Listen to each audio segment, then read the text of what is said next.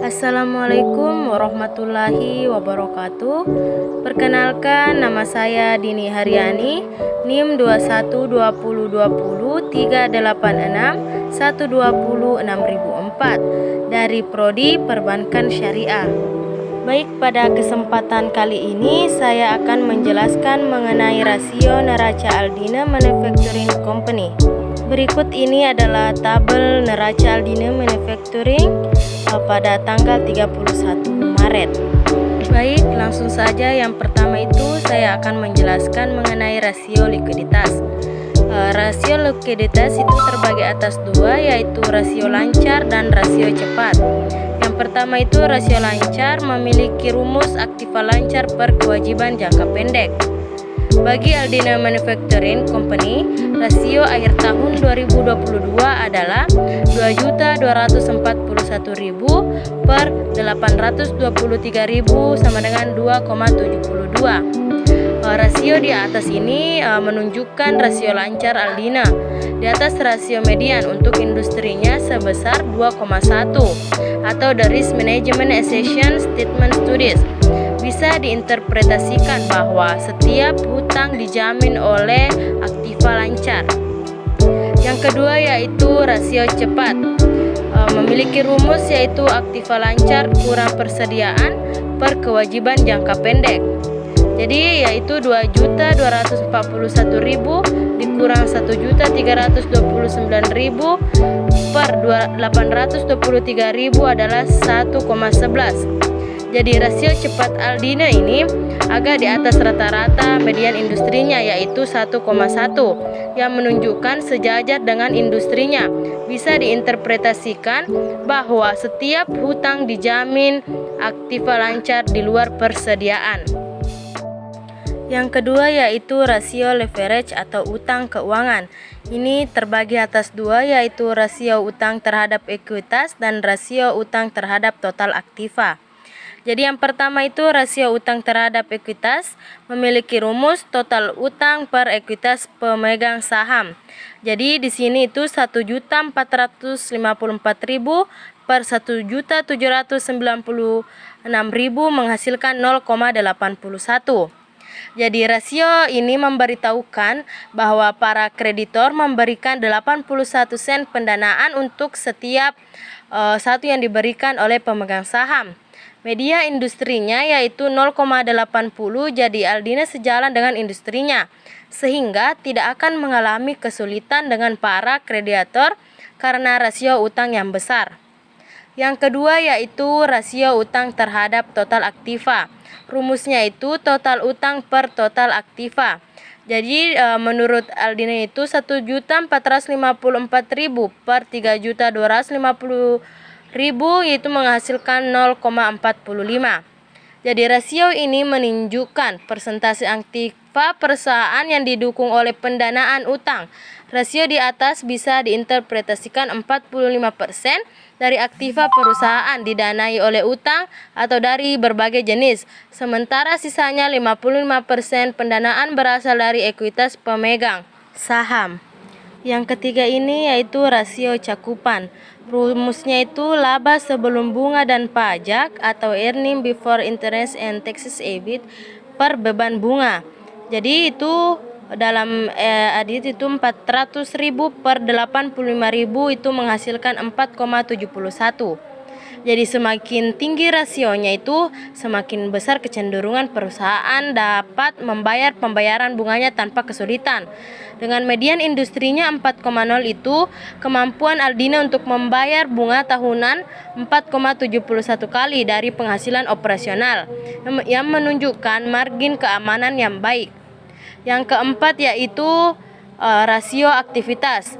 Rasio aktivitas terbagi atas 5, yaitu yang pertama itu rasio perputaran piutang. Rumusnya itu penjualan kredit tahunan bersih per piutang.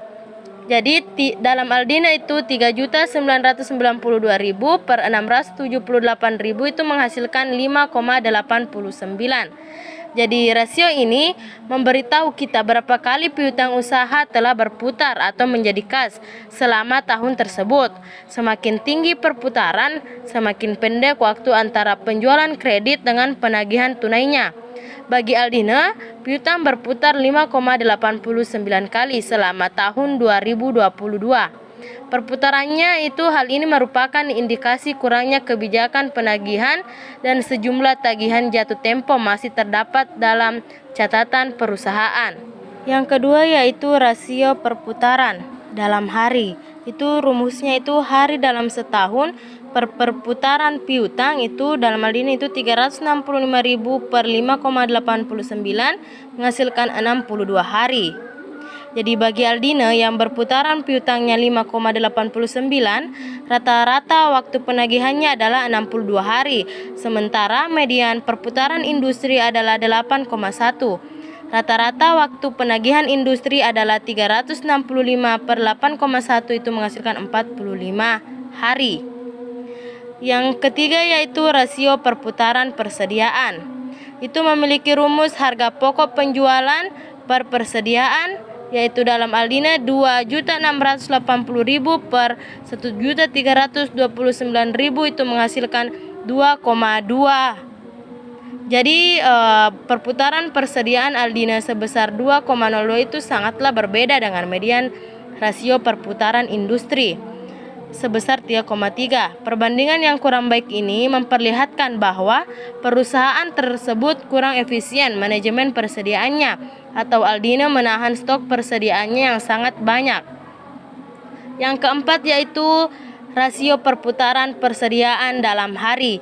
Itu memiliki rumus jumlah hari dalam setahun per perputaran persediaan. Dalam Aldina 365 per 2,62 sama dengan 181 hari. Jadi angka ini memberitahukan berapa hari rata-rata sebelum persediaan diubah menjadi piutang melalui penjualan. Jika kita mengubah median perputaran persediaan industrinya 3,3 dalam satuan hari, hasilnya 365 per 3,3 itu menghasilkan 111 hari. Jadi Aldina rata-rata 70 hari lebih lambat dalam mengubah persediaannya daripada perusahaan lainnya. Yang kelima yaitu rasio perputaran total aktiva atau modal. Rumusnya itu penjualan bersih per total aktiva itu dalam Aldina 3,992.000 per 3.250.000 itu menghasilkan 1,23.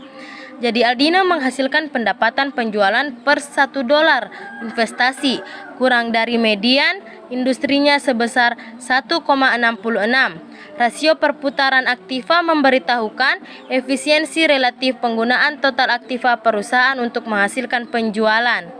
Selanjutnya ini rasio profitabilitas. Ini terbagi atas dua. Yang pertama itu profitabilitas dalam kaitannya dengan penjualan. Ini juga terbagi atas dua yaitu rasio margin laba kotor dan rasio margin laba bersih. Yang pertama itu rasio margin laba kotor. Itu memiliki rumus penjualan bersih kurang harga pokok penjualan per penjualan bersih. Dalam Aldina 1.312.000 per 3.992.000 itu menghasilkan 32,9%. Jadi margin laba kotor Aldina secara signifikan berada di atas median industrinya sebesar 23,8 hingga menunjukkan bahwa perusahaan tersebut secara relatif kurang efektif dalam memproduksi dan menjual produksi atas biaya yang dikeluarkan. Yang kedua yaitu rasio margin laba bersih. Memiliki rumus laba bersih setelah pajak per penjualan bersih yaitu 201.000 per 3.992.000 menghasilkan 5,4%.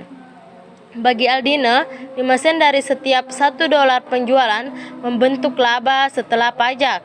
Margin laba bersih Aldina di atas median margin laba bersih industrinya yaitu 4,7%, yang menunjukkan perusahaan tersebut memiliki tingkat relatif profitabilitas penjualan yang lebih tinggi daripada kebanyakan perusahaan lainnya yang di industri yang sama. Yang ke B itu Profitabilitas dalam kaitannya dengan investasi ini juga terbagi atas dua, yaitu yang pertama tingkat pengembalian atas investasi. Memiliki rumus laba bersih setelah pajak per total aktiva. Jadi 201.000 per 3.250.000 itu menghasilkan 6,18%.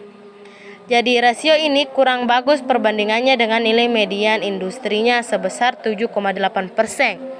Profitabilitas yang lebih tinggi per $1 penjualan, tetapi pengembalian atas investasi yang agak lebih rendah dari industrinya mengonfirmasikan bahwa Aldina menggunakan lebih banyak aktiva untuk menghasilkan $1 penjualan daripada perusahaan lainnya dalam industri yang sama. Yang kedua yaitu tingkat pengembalian atas ekuitas. Memiliki rumus laba bersih setelah pajak per ekuitas pemegang saham. Jadi 201.000 per 1.796.000 itu menghasilkan 11,19%.